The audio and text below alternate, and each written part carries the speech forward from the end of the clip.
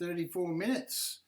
Well, it's FIDE Master John Curtis, and we're doing part 2 of the Zurich International Chess Tournament.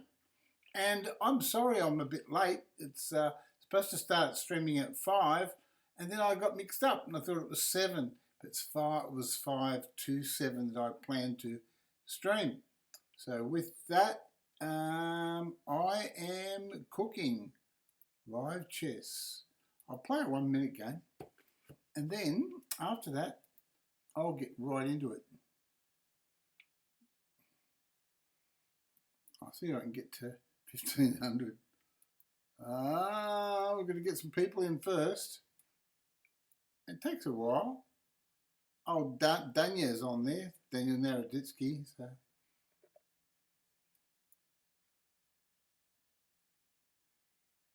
There we go. I've got so many streams running. It's unbelievable. Right. Anyway, I'll have to do an edit.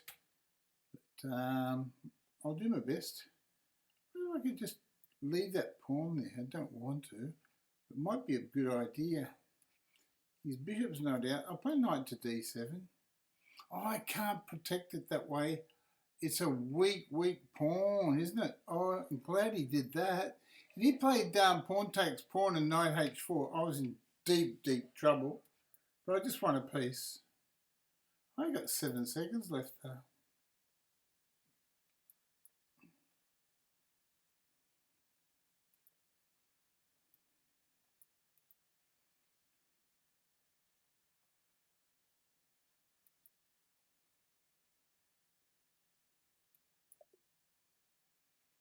Aha, so much for 1 minute chess. Okay, looking. 38 viewers, here we go. I am late, but I'm going to do Zurich International Chess Tournament 1953 part 2. And I've been working all day on my video. So if you want to see part one, it'll be on YouTube soon. I'll put the YouTube link on there in the chat. So that's the YouTube link for my video part 1. I haven't finished editing it yet. However, in part one, I covered games of a number of players. I covered games from David Bronstein's book, right? I included the game from David Bronstein, the author of this fabulous book. And it's available on Amazon. I believe you can still get one copy, I think. And on the Book Depository. Both of those are postage free around the world. And I think the price is around about $27. One of the best books I've ever read. Not that I've read it all. There's over 200 games in there from one of the strong, David Bronstein, Grandmaster David Bronstein said this is one of the strongest tournaments in the history of chess. So obviously it's very important for your chess library. Okay, so with that, I'm going to go into chess.com. The server starts in 30 minutes, but I'll be in the, that's the game server, but I'll actually be in the analysis room playing through these wonderful games that I'm going to introduce you to. I'll tell you who played in this tournament in 1953. There was, I'll put the book up here so you can see it clearly. Right, there it is there. Right, it was Smyslov, Vasily Smyslov, David Bronstein, the author, of course, Paul Keres, Reshevsky, Petrosian, Petrosian, the world champion, Gilla, Miguel Naidorf, Kotov, the Russian theoretist, Mark Taimanov, the candidates finalist, Euwe Averbach, Boloslavsky, Svetozar, Gligoric, Euwe, and Stahlberg. So really, we've got a really big lineup here. And what I did in part 1 of my Zurich International Chess Tournament, you can catch that on my YouTube channel. G'day, Sam de Bannerman. Sam is from the Netherlands, and he's just come in. I've got a selection of games for you, and I wrote this all down. I hope I get this right.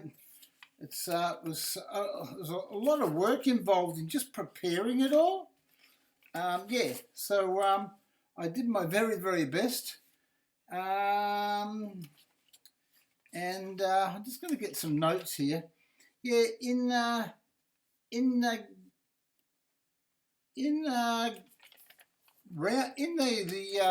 tournament that I did, the tournament review I did the first time, I did the game 1 was Taimanov Bronstein. I covered that in my YouTube video. I cover it. So it was a live stream. So I did the part 1 of the treatise on this. Paul Keres versus Averbach was the second game I covered, and Taimanov Najdorf, Smyslov Keres, and Kotov Szabo. And so, as I say, Amazon's about $26.77. I did the research for you.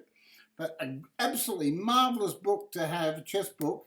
I'm asked that question all the time. John, do you recommend a great chess book to read? Well, this book is not only is it great, it's written as a book rather than just a chess book with tons and tons of different notes. One thing we do as chess players get sick of is streams and streams and streams of chess notes. And David Bronstein, what a great author. He writes with colorization, and in his treatise, it took him 10 years to get all this together, including his second revised edition of the book. And with that, I'm going to cover some of the players in the tournament that I had not covered in part 1 of my treatise on the book.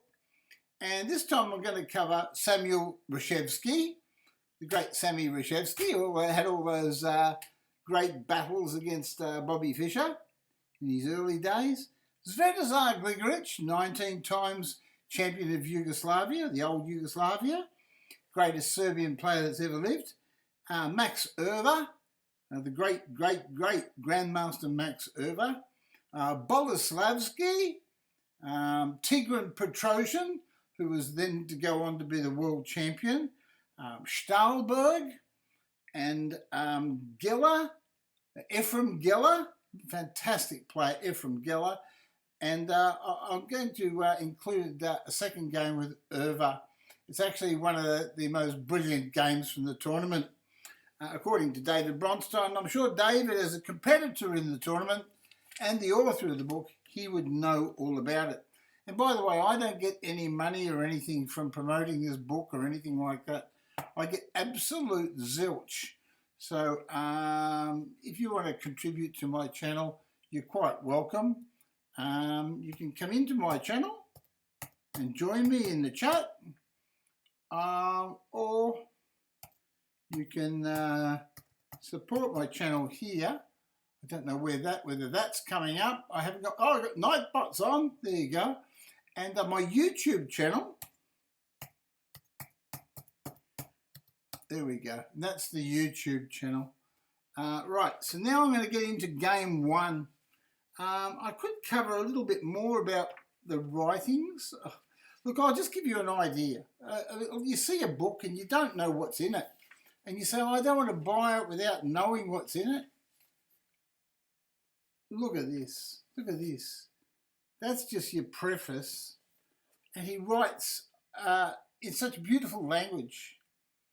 He says, books about chess tournaments belong to a special class of literature, which would seem at first blush to be rather restrictive of the author's creative possibilities, since he must write not on themes of his own choosing, but about chess material already created. But this is not quite true. The author is free to treat the games any way he wishes. And you know what he decided to do? Stuff the long notes he said, I'm going to just make this really simple, and I'm going to talk about it like, you know, from an author's point of view, not a chess grandmaster's point of view with just deep pages of analysis. All 210 odd games. I think it's about 210 games. Yeah, about 210 games, I think it is. Yeah, 210 games are played in. They're all covered in the book. All 210 games, and it's obviously a round robin between these players that I named: Smyslov, Bronstein, Keres, Reshevsky, Petrosian, Gilla, Nydorf, Kotov, Taimanov, Averbach, Boloslavsky, Szabo, Gligoric, Euwe, and Stahlberg. Right, and with that, I'm going to get into the games. I've got a little note here, and I'm ready to go. So, and I've got my little postage notes. And my name is John Curtis. I'm a FIDE master from Australia. And the first game I'm going to give you, or treat you with, is... it's going to be Samuel Reshevsky versus Svetozar Gligoric. Now I've got to find the rotten thing.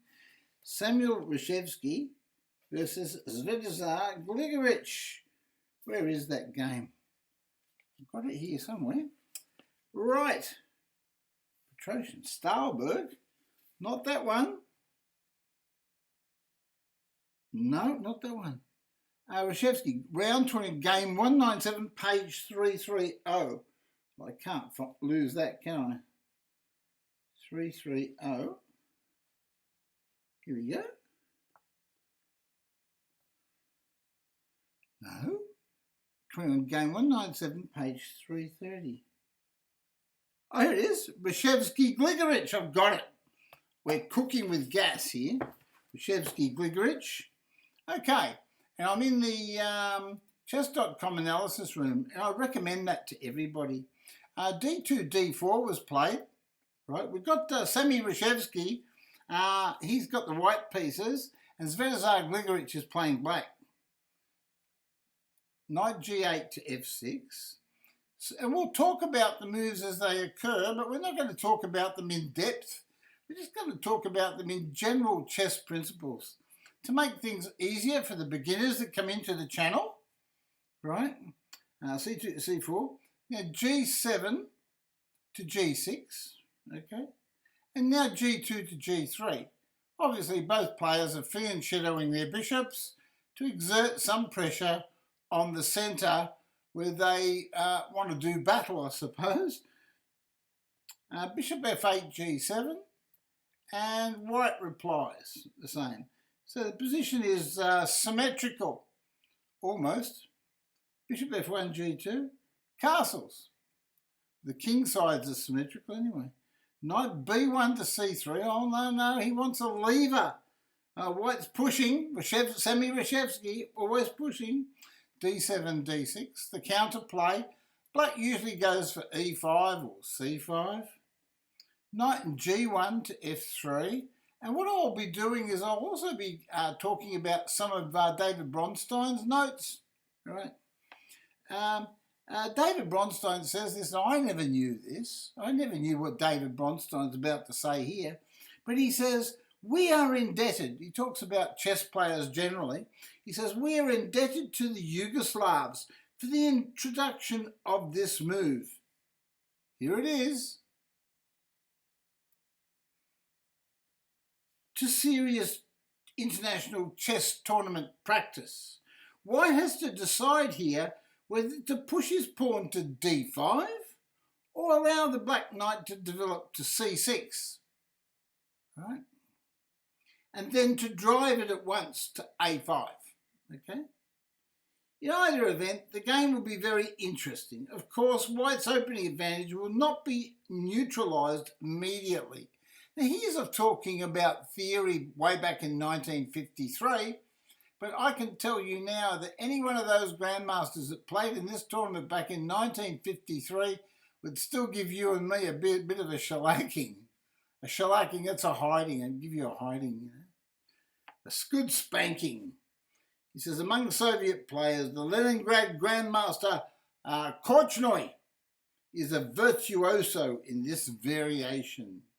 I'm excluding some of the notes, so in case you buy the book, there's a lot more for you to enjoy. D4, D5 is played, and now knight B5 to A6. You can see the engine's giving white a slight advantage in space. Knight on the F3 to F file to D2 is played. That supports the pawn and prepares the E pawn in some variations. Knight A6 to C7, and now queen to D1 to C2. Now this position reminds me a little bit of a Spassky-Fischer match where there was a Benoni played. Do you remember that game? I don't know whether you do, but there was a question mark about the queen going to C2, and but the bishop. I think the bishop was on E2, and he played knight H5, and he got his pawn. He got a single isolated pawn there, and Fischer had a marvelous game against Spassky, where he controlled white on the white squares and won beautifully. One of the greatest games from the Fischer-Spassky World Championship. Rook on A8 to B8, but that's just a slightly different position. I'm sort of imagining the board in my mind. Queen D1 to C2, and now rook on A8 to B8. Black is consistent. He's moving his knight here, and he would like to push a pawn here, but first he prepares that with rook to B8. He also gets the rook off this diagonal, the bishop diagonal. White plays B2 to B3 and says, all right, I'll prepare for your B5. You go ahead and do it. And Reshevsky copies Erda's play in the latter's game with Szabo. So apparently it's very, very similar to the game that he played against Szabo. B7 to B5 is played. He goes for immediate activity. A lot of chess players would just play A6 and prepare B5, right? But he plays B7 to B5. He wants to get straight into it. And now bishop C1 to B2. And now B5 takes C4. He just wants to open this up. But the knight on D2 recaptures on C4. And now we can see balance and counterbalance. Black's obviously wants to attack down here and down here on the queen side, and also maybe surround this pawn somehow.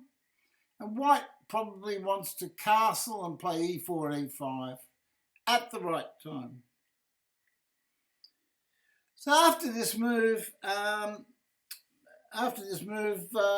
David Bronstein says, if this knight had a chance of reaching C6 later, in other words, if it could get here, it would be very strong. But since the variation bishop to A6, knight A5, but because of bishop A6, knight A5, and then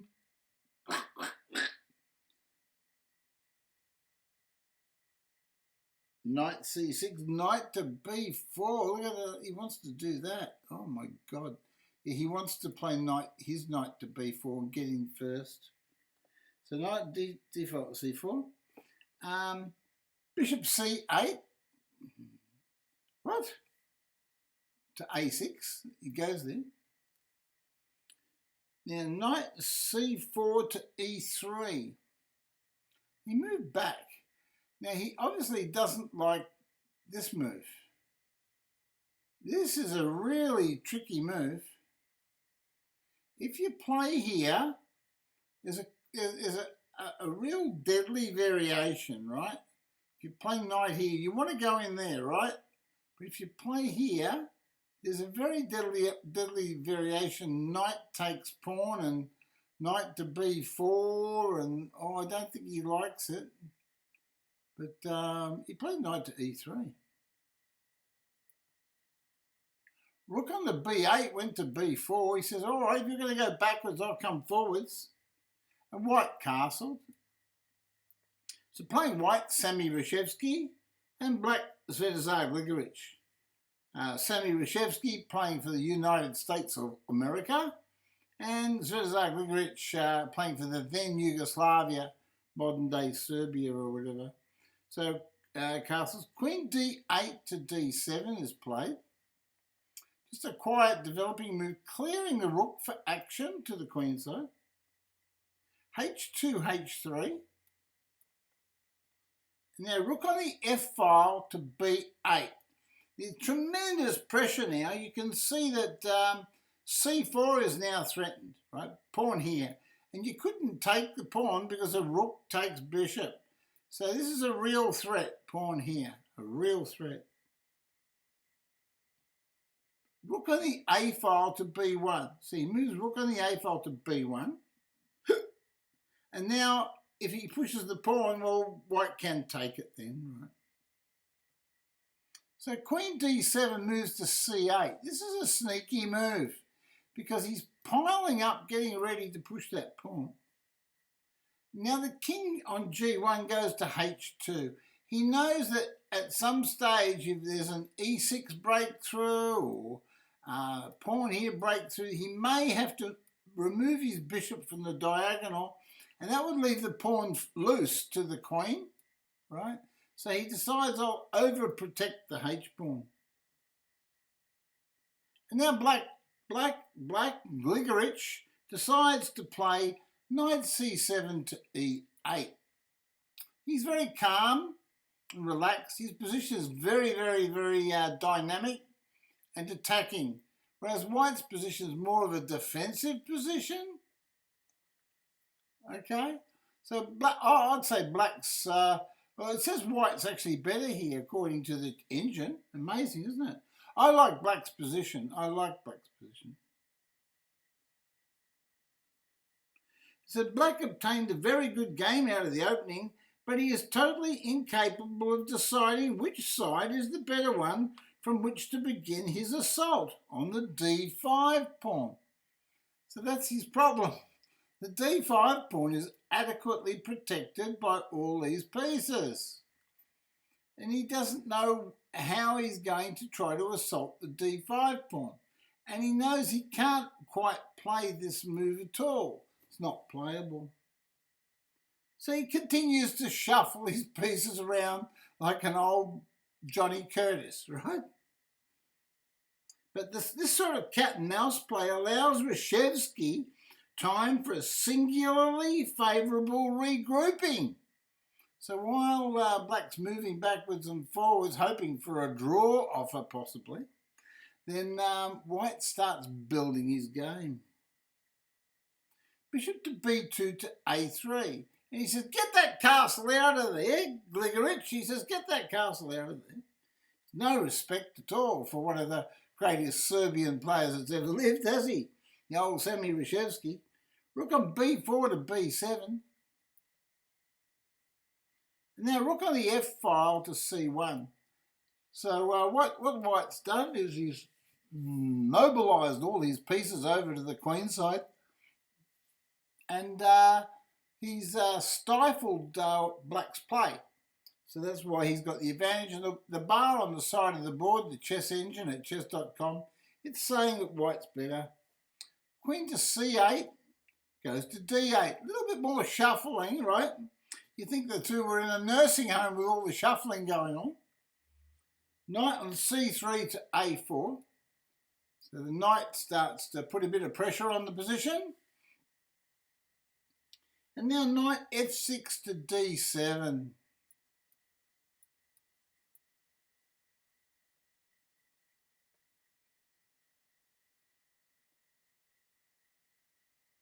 Okay, bishop G2 to E4. White wants to trade off the hampering Black's queen's bishop in such positions. He likes to break A2, A3 and B3, B4. So Bronstein's saying he likes this break if you can get it in. Meanwhile, he wants to trade off this bishop, you see. If you can get rid of that bishop, this knight will be like so powerful.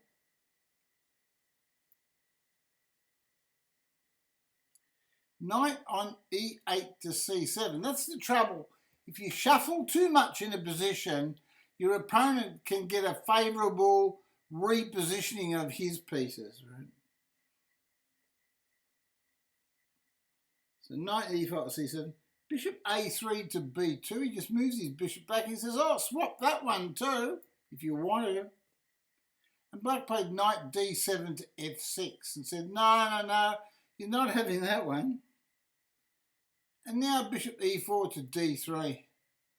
And now you can't take that pawn because he's on the bishop. Bishop g7 to h6. Well, can you take that pawn? Knight takes pawn. Oh, bishop takes bishop. Oh, knight takes knight. Queen to c4. And knight to c7. Oh, what a strange position. Anyway, we'll see what happens. Knight d7 to f6. Bishop e3 to d3. Bishop g7 to h6. Look at that. Gligoric unexpectedly loses his patience and comes up with a very dangerous plan to open the game with e7, e6. So now Gligoric has lost his patience and he wants to play this move. It's dangerous because the e-file does fall into black hands.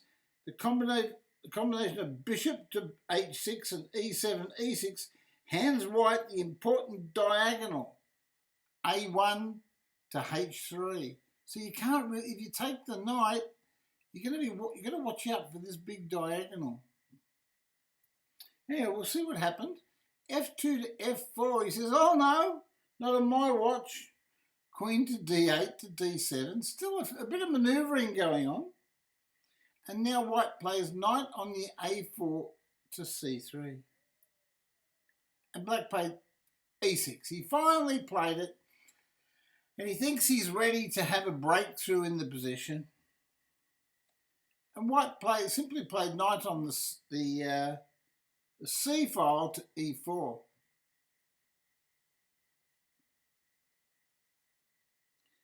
The refutation of black's idea.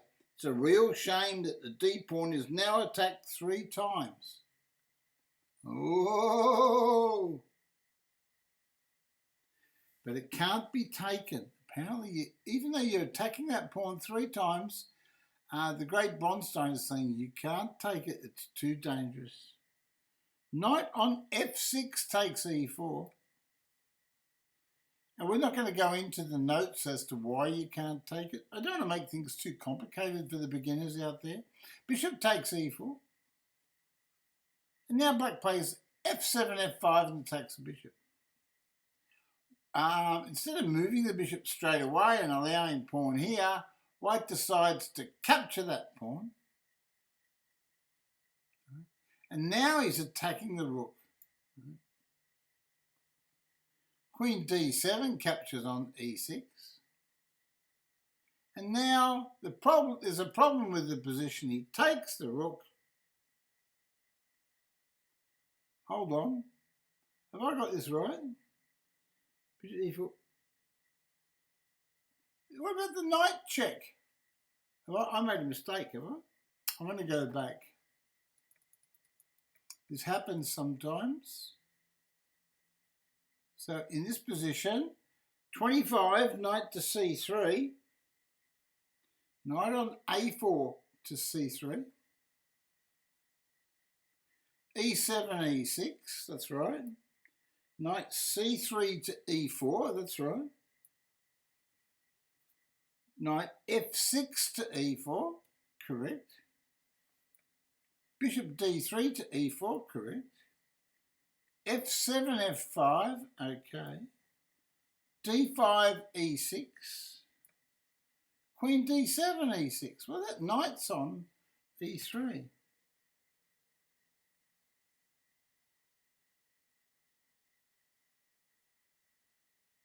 Oh, it's not check. The king's moves, of course.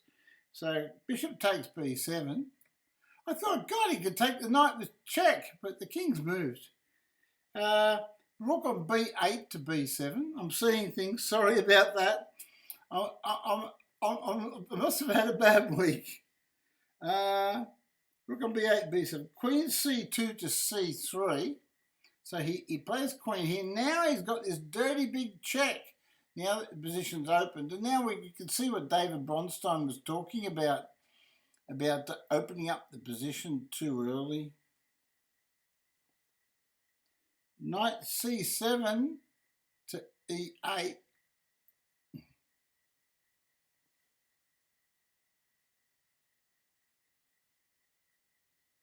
Now queen c3 to d2. Wonder why he didn't just check him and take a pawn. He probably doesn't like it.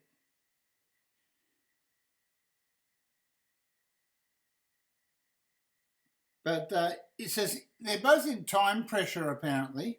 And it says, and David Bronstein says that Reshevsky could not bring himself to try the forcing line queen checks because he wasn't sure of what happened at the end of it all.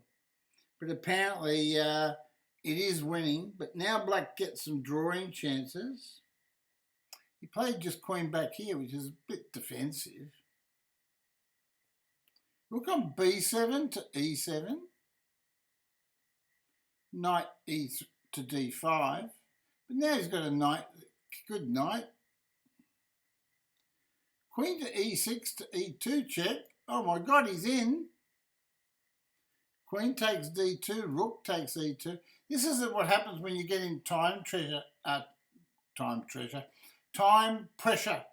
That's why it's so important that you really manage your time correctly when you're playing chess.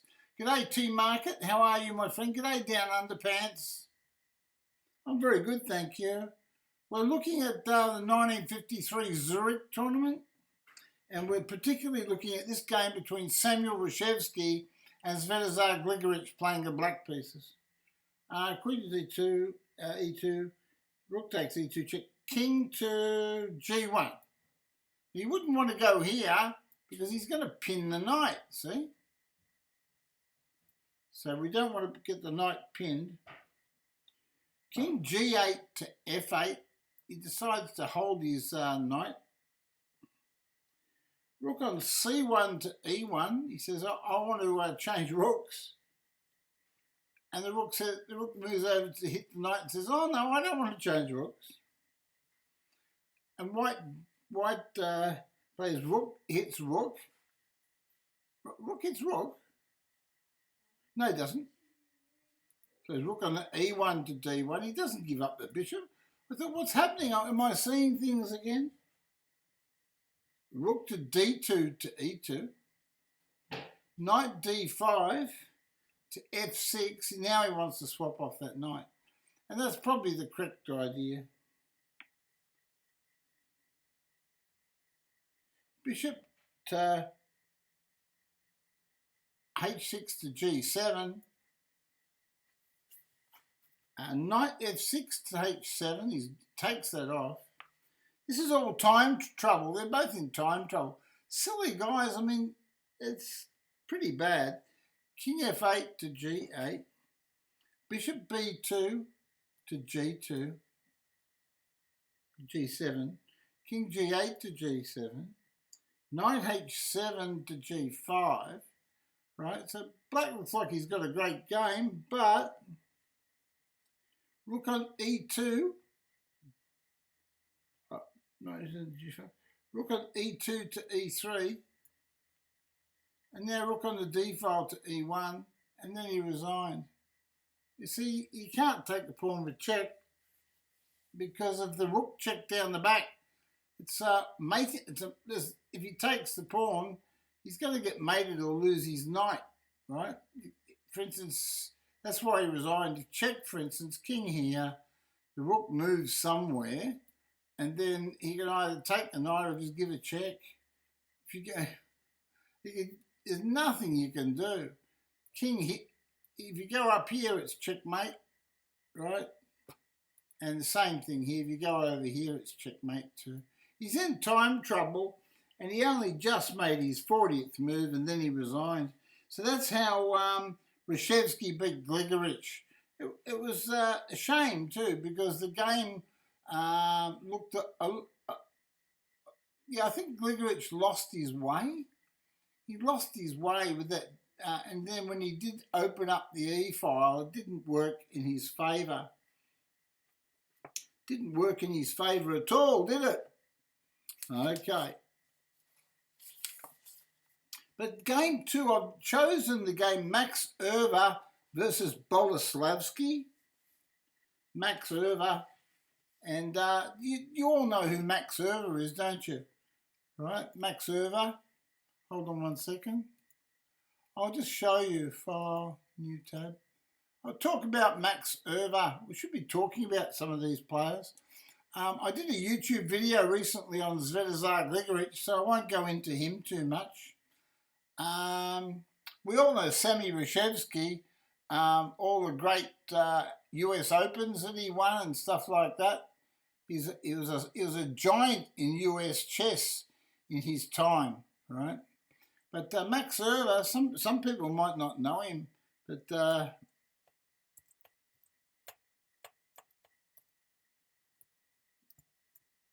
it's pronounced Max Euwe, Dutch chess player. There he is. And the Wikipedia talks about Max. There he is there. Max Euwe.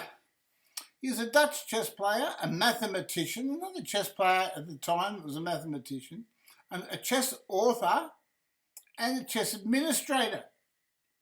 He got his Grandmaster title in 1950, 3 years before this tournament, this great tournament that we're showing. And his peak rating was 25-30 in May 74. He was world champion of chess between 1935 and 1937. So there you go. He's one of our great honoured world chess champions, Max Euwe. Okay? So that's who we're looking at, Max Euwe. And Boloslavsky. Let's have a look at Boloslavsky.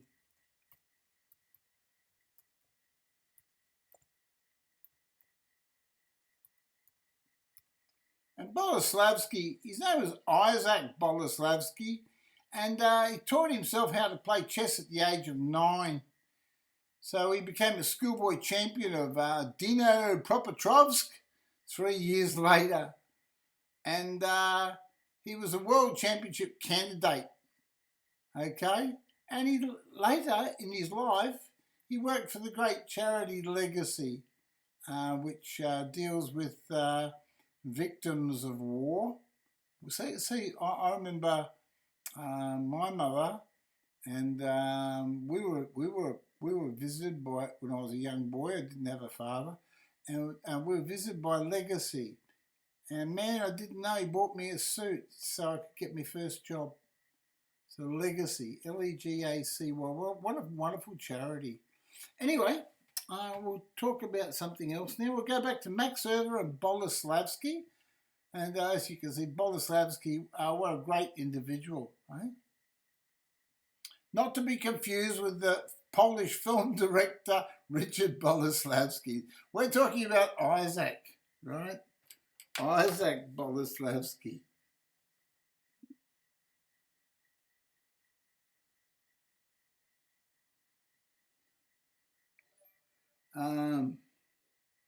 Okay, right here then. And so we'll look at this game, Max Euwe versus Boloslavsky.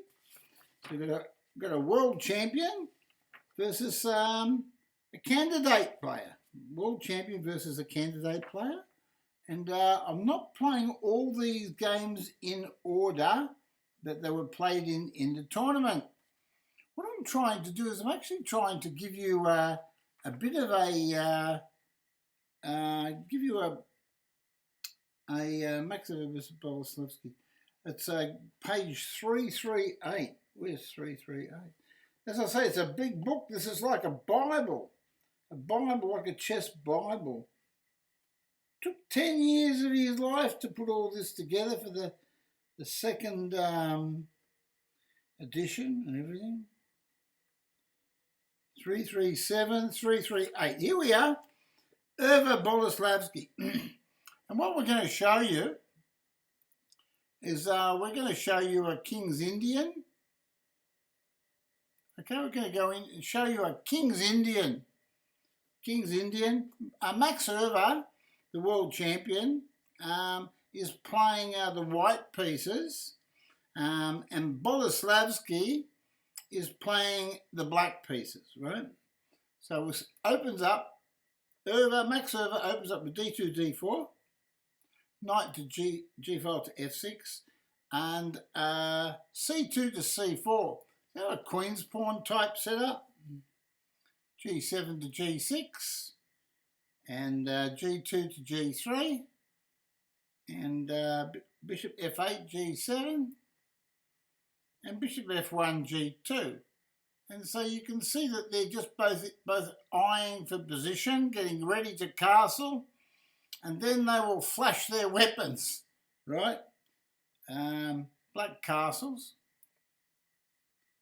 And white plays knight b5 to c3, d7, d6. Gee, we've seen something like this before. Knight g1 to f3, knight b8 to d7. Oh, that's where it changes. Castles, e7, e5, okay? And that's the thematic breakthrough. You remember in the other game we just watched, black had ideas of c5, remember? And so there's two different ways you can attack this position as black. But he plays e5. This is an ancient line, he says, which has now gone out of fashion. So in 1953, it was out of fashion. It was ancient. He must be talking about 1896, like the Great New York Tournament or something. Anyway,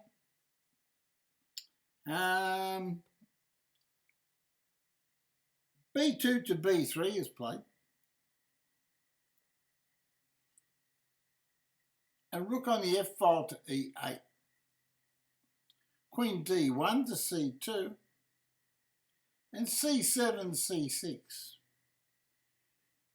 But you know what? The Grandmasters, this is what they do. Sometimes they revise those ancient lines. So when they sit down against their opponent in a face-to-face tournament, there's shock value in regurgitating an old line from the past, and the guy's got all the latest theory in his head and he gets confused and he loses the game. Because some of those old lines from the past are still pretty valid because they don't give too much away. That's why they were used to be played in the past. c7, c6, rook on the f file to d1, puts his rook behind the pawn. And now black plays e4. Now at this stage, white's plays knight e1.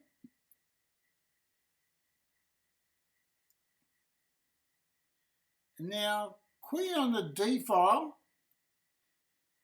to e7. Have a look at the bar on the side of the board. The chess engine at chess.com is saying the position's rather equal. Little did they know back in 1953 that all these years later a chess engine would be saying the position's equal here. h2 to h3. If only they had a magical glass to see the future. a2, a4 is played. White doesn't want black expanding with b5 on the queen side, so he prevents that.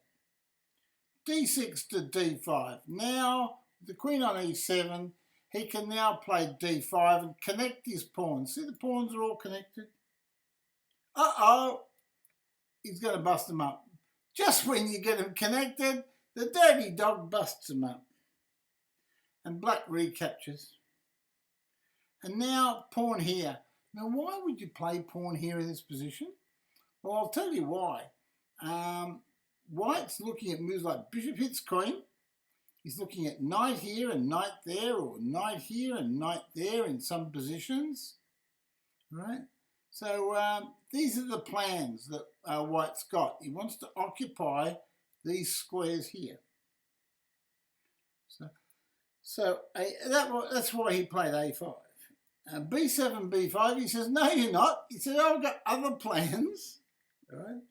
And for those people who just came in, Boloslavsky's playing erda.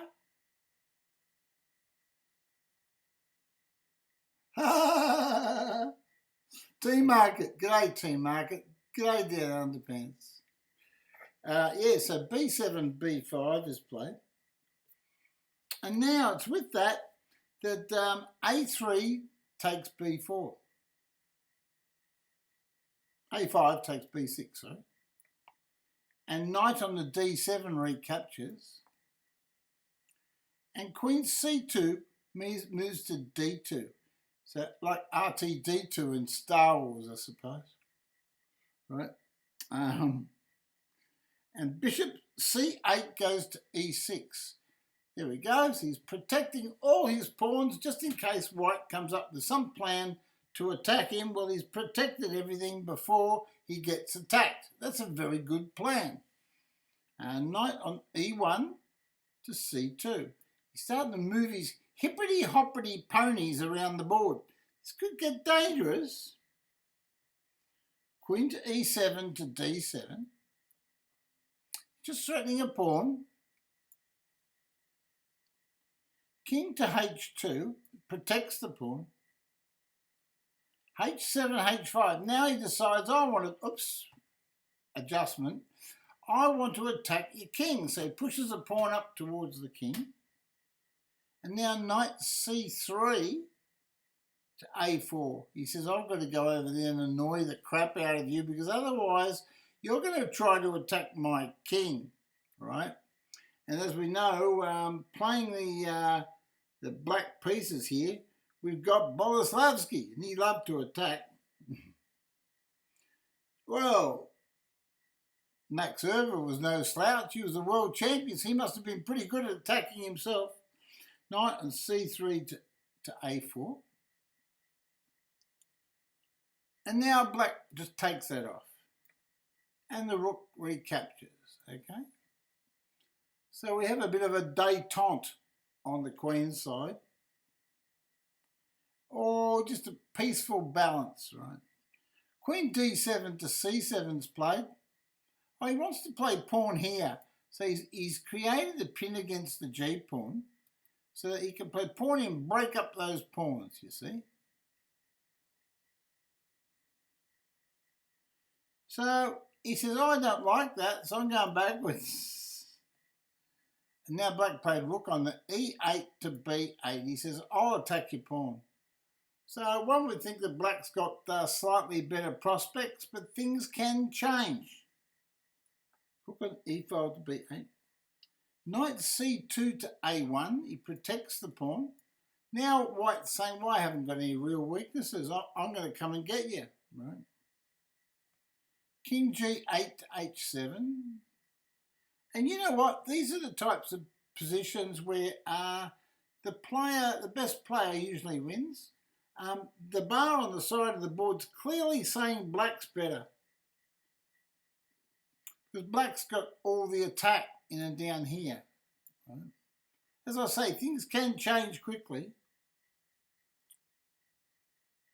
Queen d2 to a2. So he wants to take a pawn off. Rook on b8 to b6. He says, no, I'll hold the pawn. I can recognise that you want to threaten something. And now bishop on the c file to f4. He says, I'll attack your queen. Queen c7 went to d7. And then suddenly he's got to move the king back again. And now knight on the f6 goes to e8. He might be trying to redirect that knight like that, knight here and knight here, and so he can just get rid of this bishop. Rook on d1 to c1 improves this pawn. See, this rook's protecting that pawn from the bishop, so that's okay. Knight e8 to f6. He's back here again. Oh, d6, sorry. I was wondering what he was moving there for. I thought that was a better move. Bishop f4 to d6. He takes it. Now, that's exactly what Black wanted. Black wanted him to take that so he can attack the king. Have a look at the white king. There's no pieces defending the king. Right? Another achievement for Black, writes David Bronstein. This one induced by his threat, knight to f5. The absence of this bishop makes itself felt later. Well, he worded it better than me. Queen d7, d6. e2, e3. He plays pawn here. But now he allows this move. Now b3 to b4. Bishop g7, h6. Now Black's threatening pawn takes pawn check, and when you recapture, he can take this off and come and get you and chop you up in little pieces.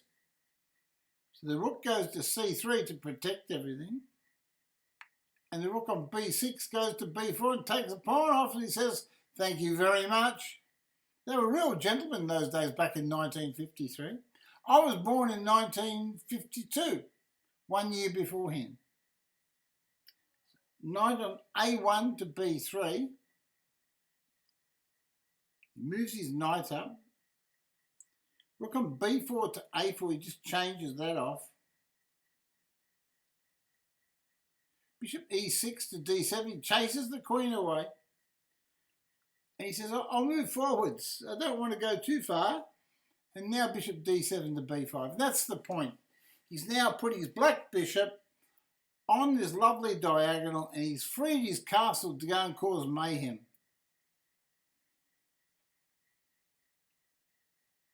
Knight b3 to c5. He tries to block the position. So that's what White's trying to do. He's trying to block the position up. Plays rook on a8 to b8. And now queen to a5 to a1's played. He probably wants to put his rook over there and take a pawn. Bishop h6 to g5.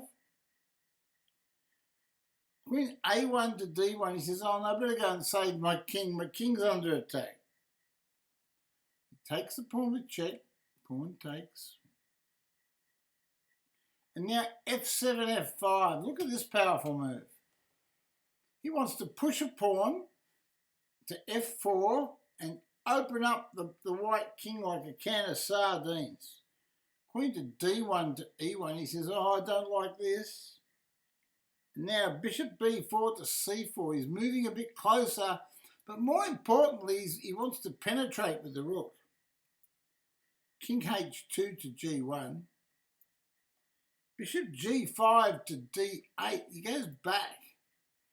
You know what he's threatening? He's threatening bishop here, pinning the rook against the queen. And he also wants to come here so he can attack down there. So it's a multi-purpose move. Rook on the c file to c2, he protects that. Bishop d8 to c7. See, it was a double-purpose move. Bishop g2 to f1. He says, oh, I'm in a mess, so I might as well just try to change queens. Max Erva, the world champion, offers Black his g-pawn in exchange for the a-pawn, and thereby tries to relieve himself, right, of his bad position. Now, he doesn't go to the loo or anything like that. Relieves himself, right? Takes the pressure off, not the other water pressure thing. So anyway, bishop c4 to f1's played. Takes it off. King takes. And now he captures it. Queen takes pawn. And White is so happy to get rid of that. White's got a lost game. And then he takes that pawn. Now, if you have a look at the pawn structure, Black's pawn structure that's winning this game. right? Beautiful pawn structure. If white can get on that pawn structure and start gobbling things up real quick, he might have a chance. But he can't get in there quick enough. He played knight c5 to a6, rook b8 to b3. Bang! Straight away he's into the base of the pawn chain. See, that's the pawn chain. That's the base pawn here. Pawn e3 is the base pawn. If it collapses, the whole game collapses. He tries to protect it, and now the pawns start rolling. Knight to a6 to c5. He tries to slow black up, but he just plays rook on b3 to b6. And now he plays rook on the c2 to a2. He wants to get down the back somehow. But this move is a killer. f4. He gives him a check. Moves his king to g6. He tries to change rooks.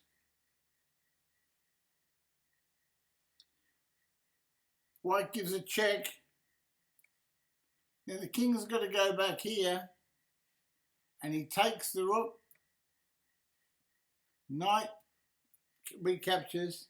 Now bishop g3 to d6 is played. And this is why the bishop is stronger than the knight. You got me?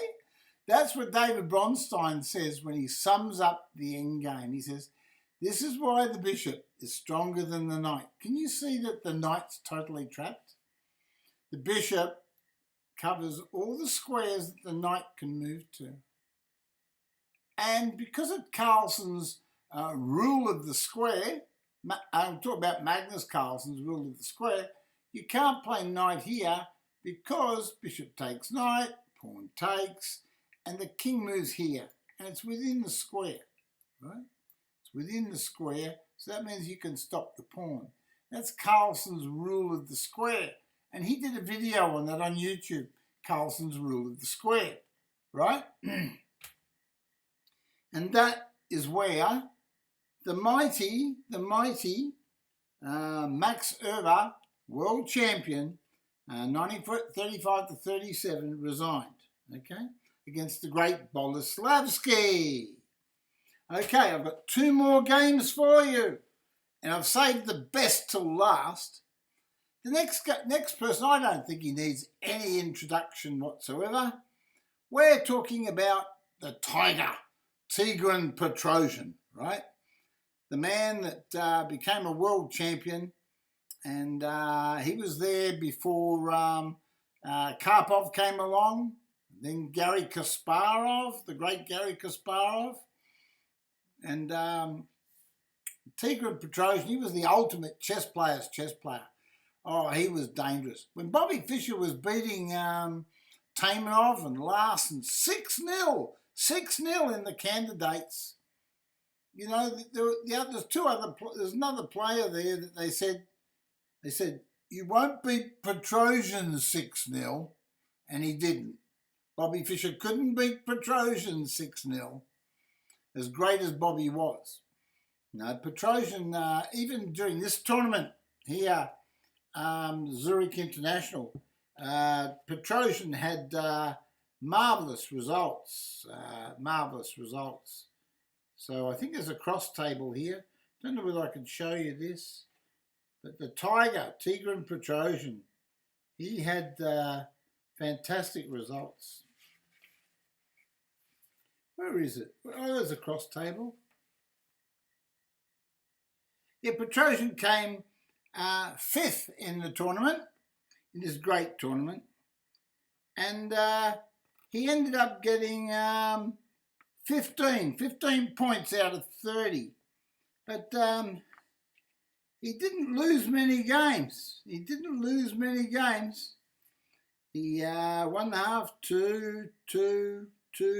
He lost a couple of games to 5 and 6. He lost to Gilla.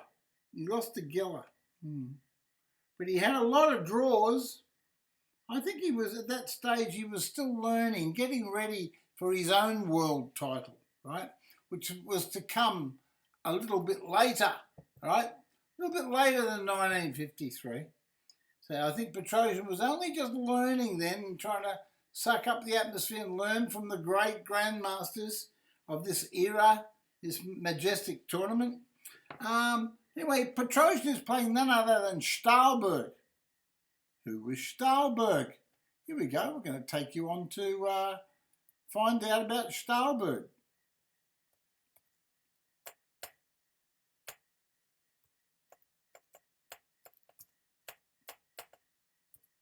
Okay, Gideon Stahlberg, a Swedish chess player. Anders Gideon Tom Stahlberg, a Swedish chess player. He was among the inaugural recipients of the International Grandmaster from FIDE in 1950. So he'd only just gained his Grandmaster title 3 years before this great tournament. Okay, he won the Swedish Chess Championship of 1927. He became Nordic champion in 1929, and he held it until 1939. So that's pretty good. He was champion for 10 years. Wow. Well done. So that's him there. There he is. Okay, Gideon Stahlberg. See, he's a tough nut, the old Gideon Stahlberg. Looks like a hard man to beat. I wouldn't like to meet him in the dark alley, but I won't because he's not with us anymore, I don't think. Okay, right. That's Gideon Stahlberg. And so we're going to look at this game. Petrosian Stahlberg, page 301. As I say, I've done all the preparations for this. Spent quite some time getting all this ready for you. And this is a Sicilian Defense. So we've had so many different wonderful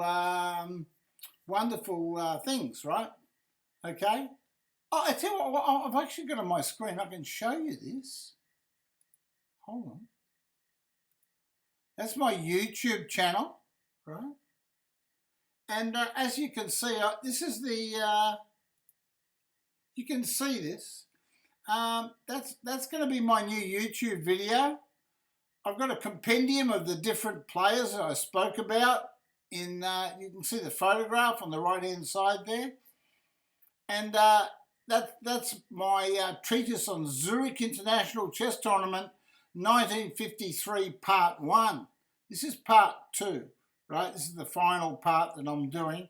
And that way what I've done is I've got a balance of chess games where I've covered all the guys that played in the tournament, some 15 players, okay?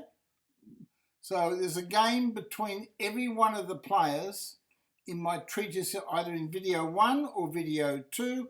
Whoever I didn't cover that played in the tournament in video 1, I'm covering them now in video 2, okay? And as you can see there, you can see the games. That's my YouTube video that I'm preparing now. It's still under a work in progress, but it should be out by tomorrow, okay? Right, so we'll get back to our game here on chess analysis. Go back to that analysis board. Here we go, clean that up. So we're looking at Petrosian, Stahlberg, and the Sicilian. And David Bronstein, he talks about this. I'm going to read David's words to you. He says, the entire game is an excellent illustration of Petrosian's style. This is a really good game for beginners, right? Just listen closely to David Bronstein's words, right? If you're a beginner, or even if you're 1700 or 1800 and you want to improve, you want to become a chess master or your local club champion or whatever, don't forget, you can listen to these words very, very clearly because you can learn so much from a man like David Bronstein. He says, the entire game is an excellent illustration of Petrosian's style. It's highly individual positional pattern. So in other words, you're going to learn about positional chess if you play through this game. He says its logical consistency. In other words, there's not, like we saw in that other game, between Gligoric and Reshevsky, where Gligoric just got a little bit impatient, right? Started moving his pieces backwards and forwards. He didn't know which side to attack on, couldn't make up his mind. And then Reshevsky just got his pieces coordinated and overran the position, right? But not Petrosian. This is why he became a world champion, right? And a great world champion, right? He says a harmonious game. Harmonious. What's he talking about, harmonious game? Well, he's talking about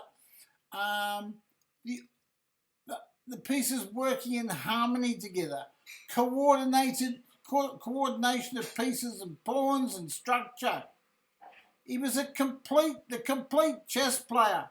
I'm sure Anatoly Karpov, when he became world champion, he would have appreciated the world champion before him, the great Tigran Petrosian. And so much, I'm sure he would have learnt a lot from Tigran Petrosian. Anatoly Karpov, his style was like an excerpt from the book of Petrosian's skills sets, right? Okay. He said, Bronstein says, curiously, not one of the annotators of this game, Stahlberg amongst them, could find a single sizable error on Black's part. So there you go. Stahlberg didn't really make any big mistakes or anything.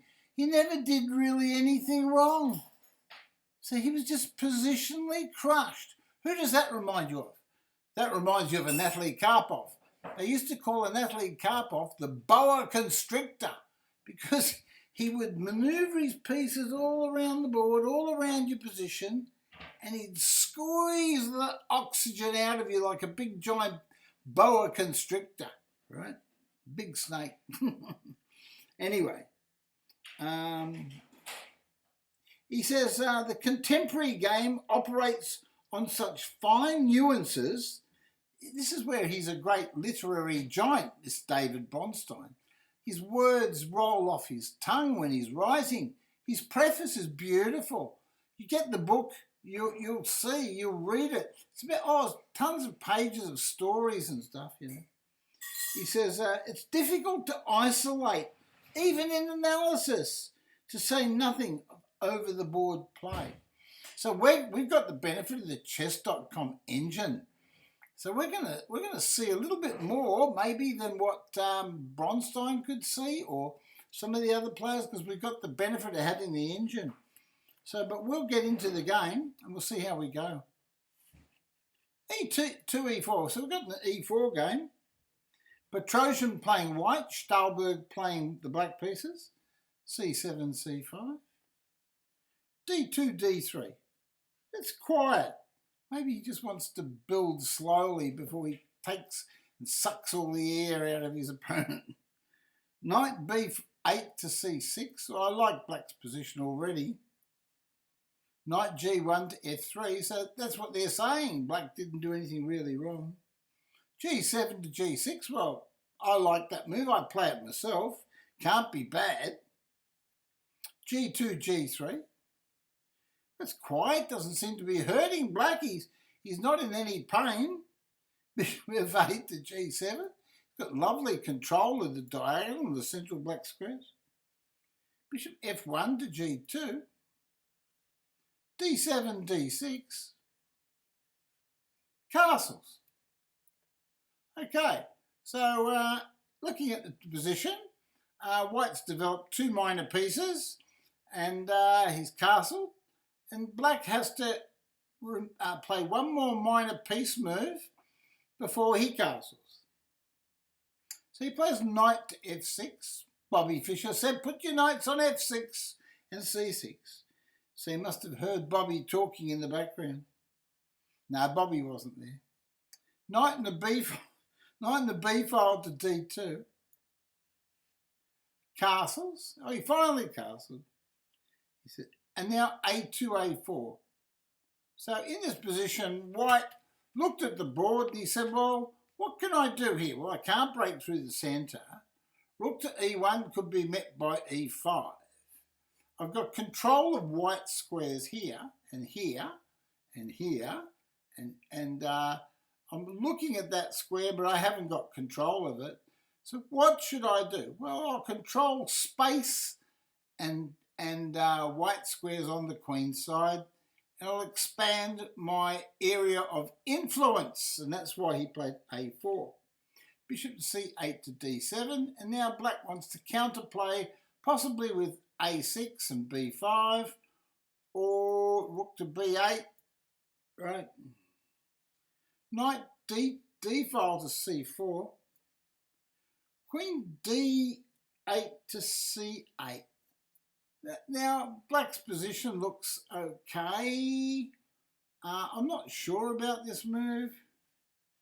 Rook on the f file to e1. What he simply wants to do is play bishop here and change bishops.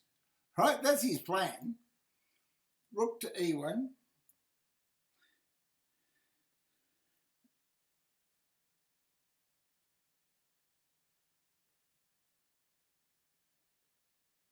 Okay. I'm not going to read David Bronstein's notes from there. It might get a bit too complicated for you. For some of you, not all of you. Knight f6 to g4.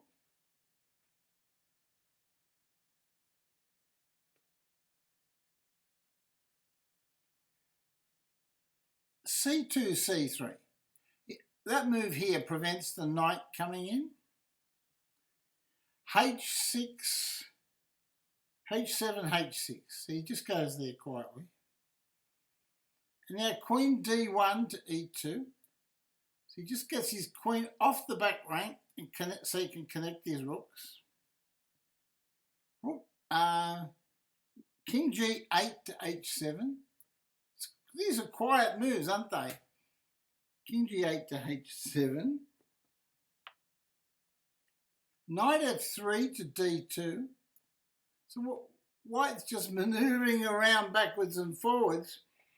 He's got control of white squares and he's got space, and that's how he's able to do this. Because he's got control of white squares and space, that he can manoeuvre his pieces around on his side of the board unencumbered, right? f7 to f5, black says, I'll have none of that. I know how to play chess. I'm going to come and get you. So he plays f7, f5. And Bronstein says, lulled by his opponent's apparently pacific development, black initiates the conflict. This is a serious inaccuracy. In other words, all black had to do was just keep manoeuvring backwards and forwards. It could have been a draw. Sometimes in these types of positions between grandmasters, the person that presses the hardest loses, right? It's like yin and yang, you know, the scales of justice, you know, like if you push too hard, a ball might come back like in tennis and hit you in the face, you know. So sometimes it's not too good to push too hard your opponent. f2, f4. And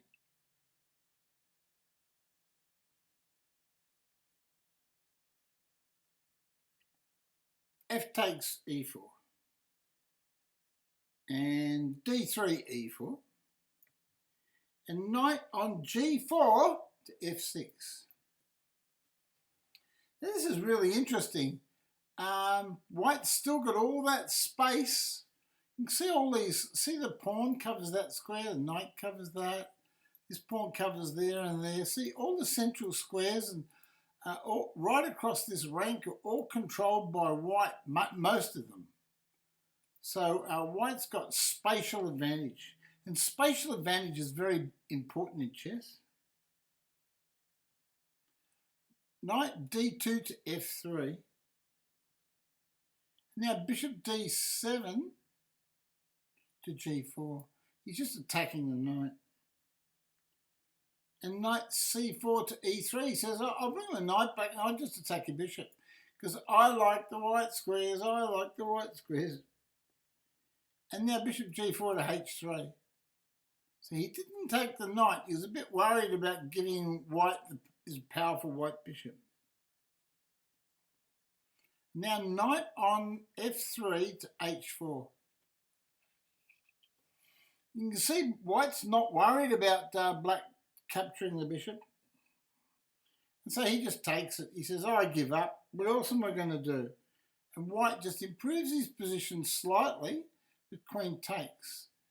Now, what white's done by all this manoeuvring and black having opened up a bit too early, there's a glaring weakness in the black position. Can you spot that weakness? G'day, Buffer. Yeah, well, Buffer, we don't need to talk. A lot of people are suffering at the moment, so we don't want to talk suicide. So if you could just keep those comments out of the chat, okay? Yeah, so, and by the way, I'll tell you something. My son, 19 years of age, he took his life. And I had a bad day today, so I don't want to have to time you out or anything. So could you please just not put that in there? Queen to e2, bishop to h3 to g2. Queen takes g2.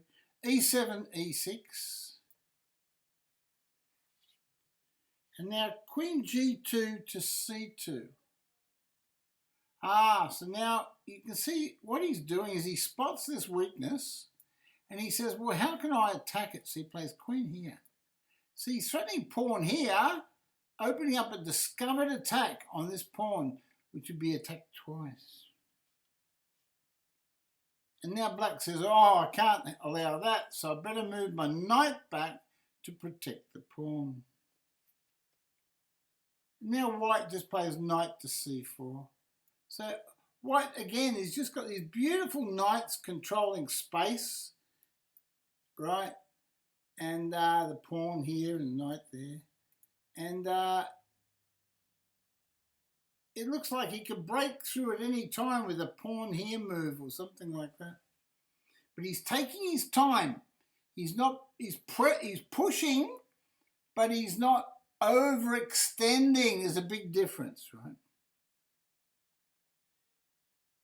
Knight on f6 to e8. See, so now he moves his knight back, and we're talking about Stahlberg here. We've got Tigran Petrosian, the tiger, playing Stahlberg, just for anyone that might have just came in. If you want to join the chat, there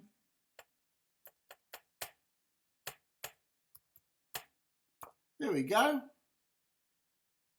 Should be all right. Anyway, where were we? I was here somewhere. Right, so it was queen to c2 by white. Where he played queen to c2.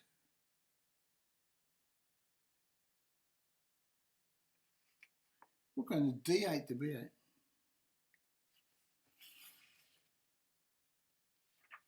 Aha. Oh, here it is. Queen is knight c3, e4, knight f6 to e8, and now bishop c1 to d2. White wants to bring a castle into the game. He can only do that by moving this bishop. He doesn't want to block his castle, so if he moves the bishop here, he blocks this castle. So he moves the bishop here quietly, and now this castle can come over to the action. Queen c8 to c6. Rook at e1 to e2. It's just a slight little rook lift, and it has the added benefit of defending the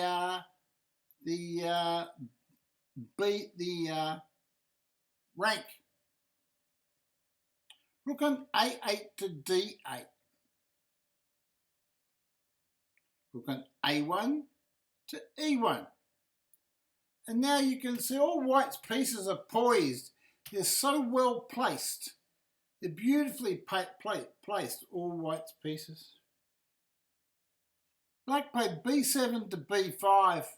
This does not look right, but he did it anyway. Pressed by white's central and kingside superiority, Bronstein says Stahlberg seeks chances on the other side of the board, but White's position is solid here too. Right, so a4, b5, queen takes b5, and knight on the c4 to e3. So the position is very, very solid, and there's no way to break through. Even the bishop can slip back in, hold the b pawn. Rook on d8 to b8, and now bishop on d2 to c1. And you can see White's just managed to manoeuvre his rooks over there, piling up on the e file. And he says, you can't break through, and you don't want me to break through, or it'll be all over, it'll be curtains. Bishop g7 to f6. He says, I don't like that knight there. Go away. And he says, all right, I'll go away. I'll come back later. Now Black plays c5 to c4. This is an ambitious move. King g1 to g2. Right? He's getting his king off the black square diagonal. Bishop f6 to g7's played. As you can see, Stahlberg hasn't really made a mistake. White's got a big advantage according to the chess.com computer. And all White's done is manoeuvre his pieces around. He hasn't won any material, but he's manoeuvred his pieces around in a very, very, very efficient, systematic way, so that Black is backpedaling positionally, and he's got these isolated, all his pawns are weak. Look at that pawn. Look at this pawn. That's a weak pawn. Two sets of pawns here, right? White's pawn structure is pretty well connected, and these pawns are very well protected.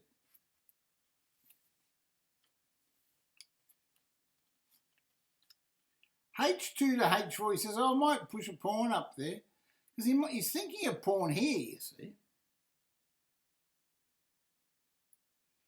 King on H7 to G8, still doesn't make any mistakes. Rook on E1 to D1. He just manoeuvres over here. He says, all right, do something. I'll just try to keep making my position better. Rook on the B file to C8. And now E4, E5.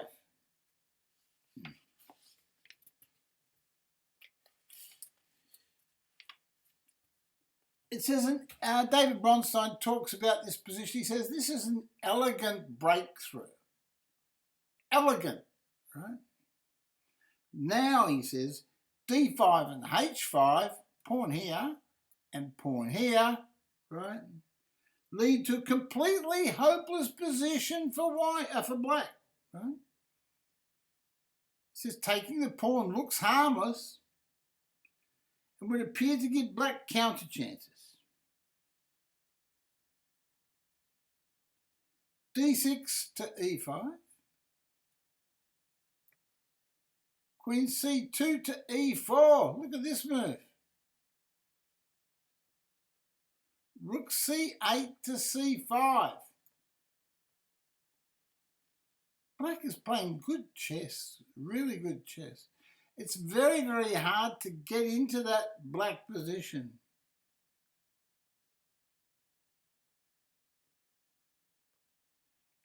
F4 takes E5. Queen B5 to C6. He said, well, you like to change queens.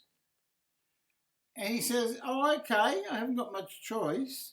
So he goes back here. Knight E4 C2. And he says, oh, boy, I better rip that queen off. And the white recaptures. Now, this is an interesting position. And it looks equal. It looks a little bit more equal for White, because these two pawns are held, right? As long as White's got control of this open file, he seems to be okay. Knight E7 to C6. Now he's threatening knight takes pawn. Look at this. I think Black's doing well. Knight C2 to E3. He's going for this one. He wants that one. Why? Because two connected pawns. Knight c6 to a5. He says, no, you can't have it. He won't let him have it. So black's cagey. He's a cagey player, this guy, Stahlberg. Knight c6 to a5. Knight f3 to d2. He says, I'm going to attack it again. Now he's attacking it 1, 2, 3 times. Knight e8 to c7. He says, well, I'm going to protect that pawn. And now this pawn, knight e3 to take c4. Rook on the f file to d8. Rook on the d file to e1. Knight a5 takes c4. Knight d2 takes c4. And now we have this position where white's a pawn up, and it's only a matter of technique to win the game. And knight c7 to d5 is played. Knight c4 to d2. I'm going to move through these moves a bit quicker because there's 67 moves here. Knight to d2. Rook d8 to b8. Rook e4 to a4. He's attacking this pawn. Rook c5 to c7. Protects it. Knight d2 to f3. Wants to go over here and take this one. Knight d5 to b6. He says, I'll attack your rook. Rook a4 to g4. I'll attack your pawn. I'll protect the pawn. Knight f3 to d4. I'll attack the e pawn. Rook b8 to e8. I'll protect the pawn. Black has lost a pawn, but his weaknesses still remain. So white can fully expect to win, but some accuracy is still required. The queenside pawns must be secured, and if the e-pawn really must be given up, then only in exchange for the a-pawn. Right? So this is the endgame technique that's played at the highest level to win these types of positions. Rook g4 to e4. a7, a6, that's a weakness. Rook e1 to e2, it's a target. Knight b6 to d7. Knight d4 to f3. Rook e8 to b8. Bishop c1 to e3. Oh, here he comes. Rook, bishop g7 to f8. Rook e4 to a4. Oh, I must have made a mistake.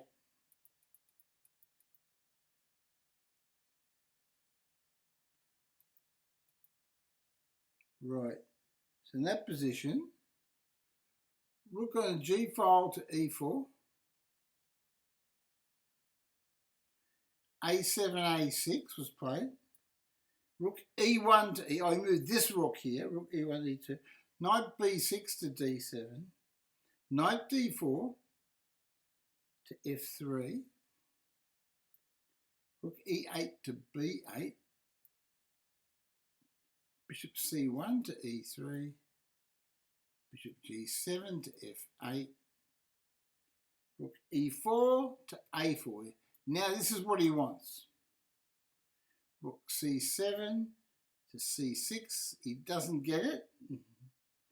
Bishop e4 to d4. Now this pawn is safe. Right? Rook b8 to b5.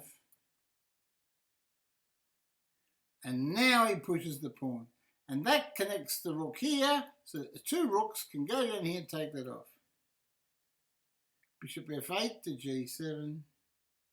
Rook e2 to a2. Here he comes. Knight d7 to e5. He gets a pawn, but the trouble is white's got two connected pass pawns. Knight on f3 to e5. Bishop takes e5. Bishop takes and rook takes. Rook on a4 captures. He recaptures, recaptures. And black is very simple now. It's a simple win Because once you've got 2 pawns, 2 connected pass pawns, they'll beat 1 pawn. And this king is going to stop that pawn on coming down. So rook on a2 to a6, king h7, g7. Here he comes. c2 to c4, he's going for a queen. King g7 to f6. b4, he's going straight for a queen. Rook e5 gives him a check. King goes up. Rook e2, c2, attacks a pawn, defends a pawn. Rook c2 there. King f3 to f4. Rook c1 to c1. But he's pushing a pawn for a queen. He goes behind the pass pawn. g3 to g4. King f6 to e7. King f4 to e5, and that's the end of the game. He resigned. So there you go. And that is how the very mighty Tigran Petrosian beat Stahlberg. And really, Stahlberg didn't do much wrong. He just had a slightly weak pawn structure, and he was decimated, wasn't he, right? And the final game is one of the most brilliant games of the tournament. It's Ephraim Gilla versus Max Euwe, the world champion. So yes, I've covered 2 games by Euwe. That's because in my treatise last week, I highlighted 8 players, and I had 7 to highlight this week, which is an odd number for 4 games. So that's why Euwe gets 2 games. But I don't know whether he wants this one. Page 9. What? Page 9. 16. Was it 16? G9. Oh, Gilla Euwe anyway. I've got it here. Gilla Euwe, Nimzo Indian Defense. And David Bronstein says, one of the tournament's best games. It was a gorgeous game from the point of view of the opening, the middle game, this game here with Petrosian and Stahlberg, the middle game manoeuvring and the placement of the pawns and pieces, and the final structured plan to win with the 2 pawns after eliminating key pawns and just exchanging them off, and balance and counterbalance, and this just coming out with a different structure at the end of it all, right? Okay. Yeah, it was a masterpiece. It was a masterpiece. The game was a masterpiece. This game's even better. This game's even better. This is one of the tournament's best games. One of the Zurich International Chess Tournament. It's one of the very best games ever from the tournament. 210 games were played by the best grandmasters in the world, including world champions. It's one of the greatest tournaments ever played by 15 super grandmasters, and David Bronstein says that in his treatise, right? All 210 games are in the book.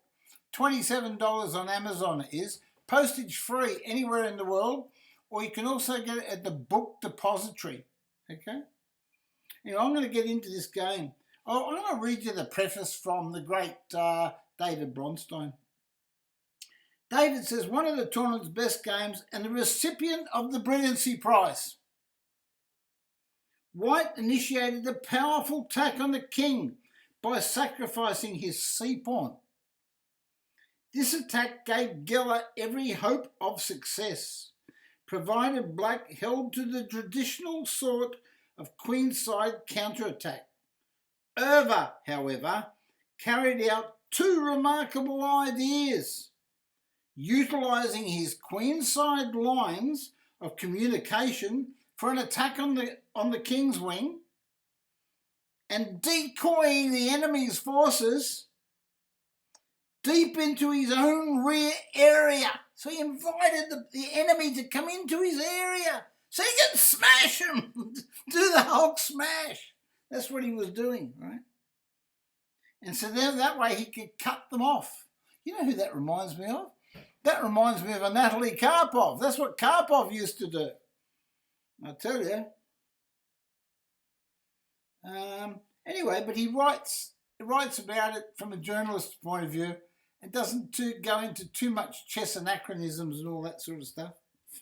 But we're going to look at this game. We're going to look at this wonderful game. We're going to look at this wonderful, wonderful game. D2, D4. Knight G4, F6. And the game is Nimzo-Indian, as I said. C2, C4. C7, E6. Oh, C7. What? E7, E6. I don't want to get it wrong.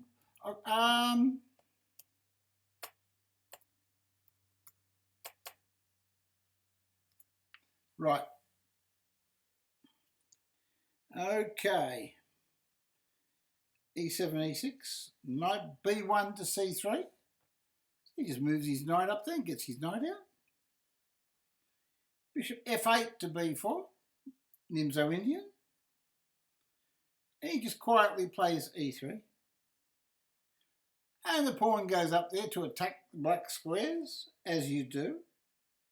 And now he just chases it away. He says, all right, I'll give you a pawn. You can even build up an attack on my C pawn. I know what you're going to do, but I'm just going to attack. Right? A2, A3. Bishop takes check. B takes C3. Now, most players that understand chess know the ideas behind this opening. The ideas for black are to target C pawn. Target this pawn. Knight here and knight there and pawn here and bishop there. Target the pawn. Play D6 and E5. That's black's plan. White's plan is to get the centre, sacrifice and just attack. Right. Sounds very vague, doesn't it? But it's really quite simple if you know what you're doing. And you'll see that here in this game. See, firstly, black plays B7, B6. He secures the pawn, right? White plays rook on bishop F1 to D3, gets his pieces out, because he can see the black bishop might come down here. And so it does, it moves here. There's no rush for black, no rush. F2, F3. Now, this is a very small but significant opening subtlety. Listen to David Bronstein here. He said, black substituted B6 and bishop B7 for the more usual knight C6 at castles, and white, who failed to notice in time to react correctly with knight to E2, so he should have played knight E2, must now spend an extra tempo preparing E3, E5. So he's got to spend an extra tempo. Now, isn't that amazing? Just a little extra tempo. So Bronstein's talking from a technical point of view, and he's saying that timing is really, really important. You can't afford to get one move wrong. One move and the whole position will turn around and bang, punch you on the nose. Right? He says such details should never be underestimated. Never. That's how he became a world champion, you see. Well, he wasn't. Bronstein wasn't a world champion, but he was pretty close to it. He played for the world title, didn't he? Or he couldn't play because of the war or something like that. Occasionally, he says, David Bronstein says, it is said that white's advantage consists of his right to the first move. Should he lose a tempo, then the advantage must necessarily press to black. Practically speaking, however, the advantage of playing white boils down to greater freedom in selecting a plan to suit one's tastes once the game is settled into its ordained track. See the way he words things? Beautiful. The loss of a single tempo is not always too serious. He says it's not too serious, right? Not always. Sometimes it can be, but not always. Right? Knight b8 to c6. Now the knight moves to e2. And now black castles and white castles. And now knight c6 to a5. Can you see he wants to attack this pawn? e3, e4, he says, well, I'm moving forwards. And now, this is a beautiful move. This move is a beautiful move. Have a look at the bar on the side of the board when this is played. Woo! White's better. But maybe the engine can't see it coming. It says black retreats his knight to forestall the pin with bishop g5. So, okay, knight e2 to g3. So he moves his knight over here. He wants to get his pieces headed this way towards the king, right? Towards the king. c5 to d4. c3 takes d4. And rook on a8 to c8. He says, I'll take that pawn off if you give it to me. And guess what? He gave it to him. He says, take the rotten thing.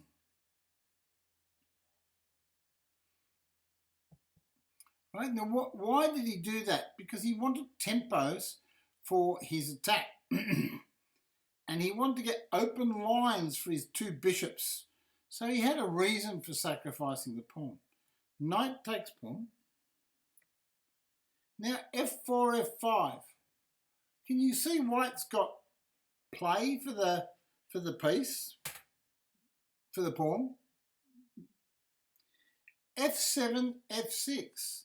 So he says, I'm going to dig in, hold the pawn, and win the game, and win the endgame.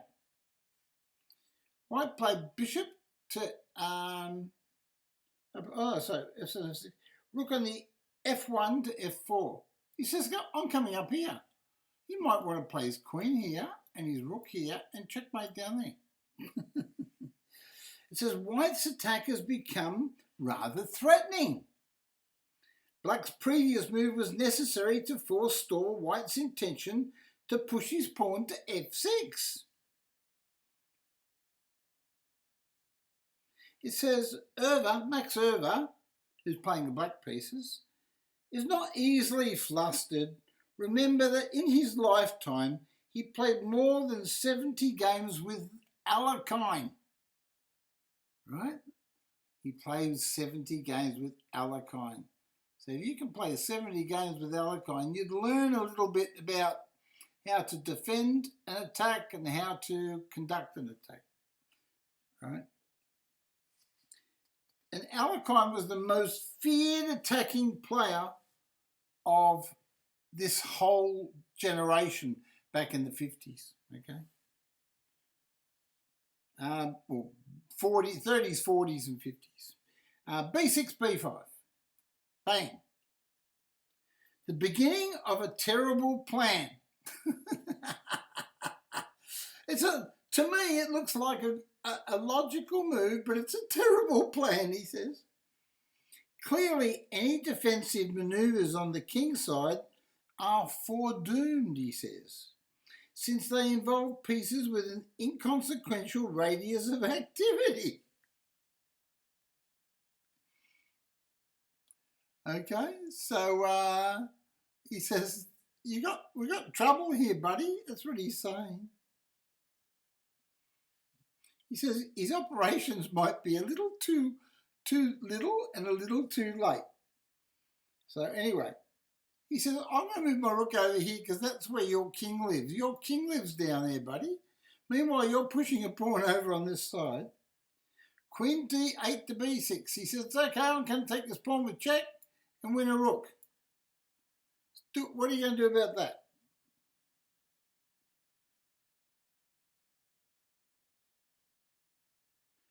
Played e4, e5, and he protected it.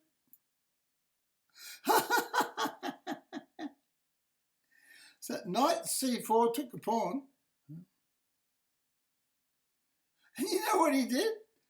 He says, I'm taking this pawn because I'm attacking your pawn to check. Oh my God, this is an attacking game, isn't it now? He says, I'm going to take your knight off and I stop the check.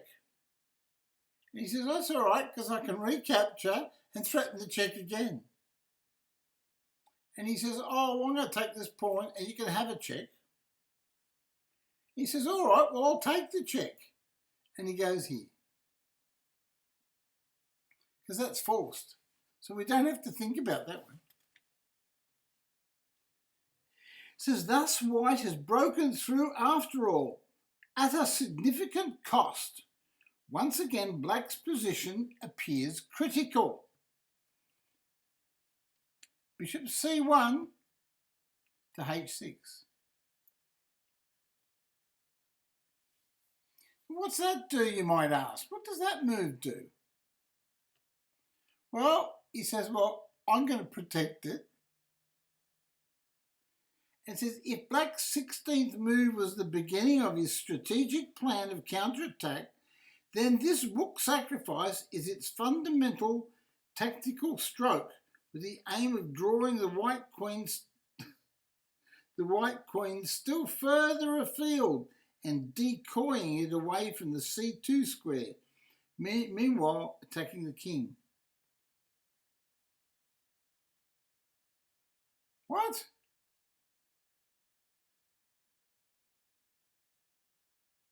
Oh no, he played...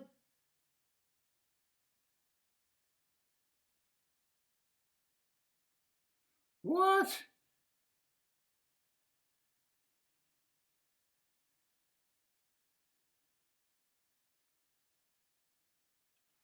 Don't tell me he did this.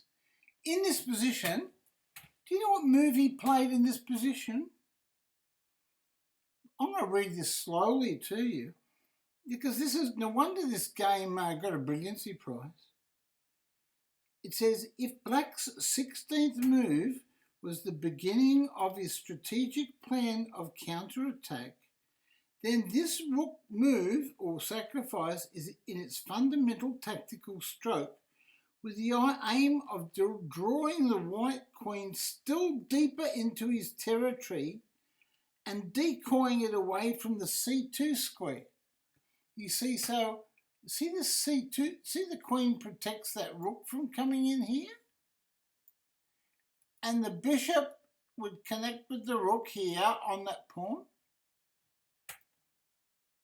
So you know what he's done? He's played rook hits queen and says, take my queen. I don't give a damn about my rook. And he says, well, I've got to take it. And now look at this move. Rook here.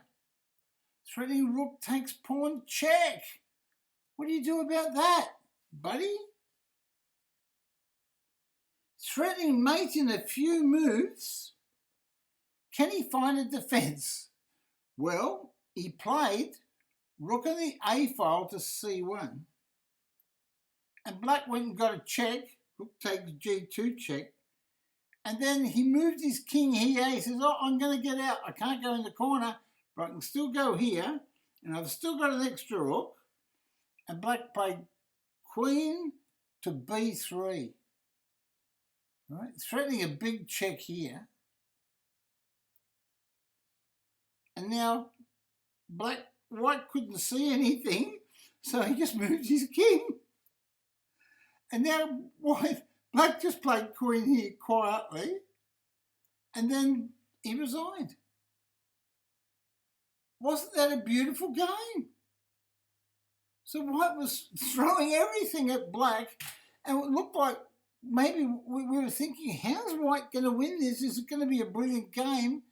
And black gives white a rook and just takes everything off and checkmates him. No wonder that game got the brilliancy prize. I love this move here. I love this move here. How many players would have seen this move wins? No, not this move. How many players in this position would see rook here as the winning move? How many? I don't think anybody would see that as the winning move. Crikey. Anyway, that was the last game as part of David Bronstein's wonderful book, the Zurich International Chess Tournament of 1953. What a move. Rook hits queen, denying the queen access to preventing rook to c2. And of course, the only move you could really play would be something like queen here, right, and change queens or something. And after rook takes bishop, it's just lost. The game's lost.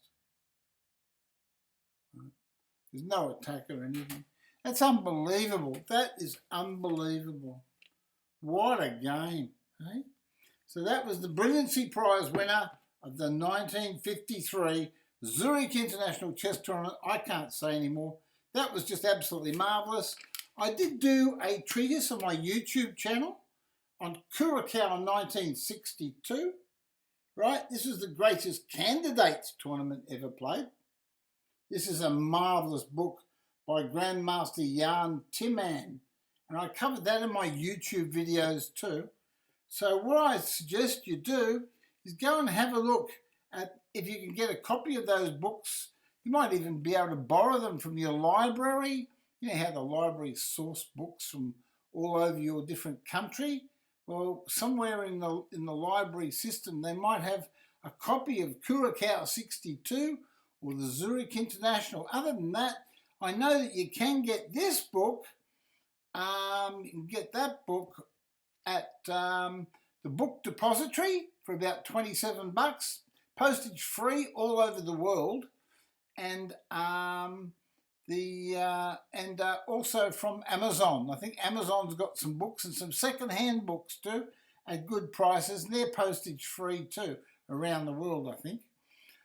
With that, I'm going to end my stream because I have to do a bit of editing, and I have to create some YouTube videos. So I'm going to say goodbye. God bless you all. And goodbye from Grandmaster Teddy. Goodbye from Grandmaster Teddy. You've been asleep. Goodbye from Grandmaster Teddy. And whatever you do when you're playing your chess, don't make goofy moves, right? Whatever you do playing your chess, right, Goofy? Don't make goofy moves. And we'll see you next time on Twitch TV on the FM John Curtis Chess Channel. Okay? So I'm off now, and I want to thank everybody for coming in. I want to thank Lee Savage. I want to thank Chronology. I want to thank Mady E. I want to thank Chessmaster, Rockfist, and I want to thank Sam the Bannerman, Natterbox, my good friend Natterbox, my subscriber. Oh, and if you subscribe to my channel, you know you get, you subscribe to my channel, you get Grandmaster Teddies and Love Yous and little chess pawns and all sorts of things that you can use on my channel. And Grandmaster Teddy's there, he's one of the favourites. I'm trying to put an angel on there for the subscribers, but I'm going to I'll try again to get this angel up and running, okay? But I must go now, so thank you so much for joining me. I'm sorry that my stream was a little bit late today, but we did give you plenty of time.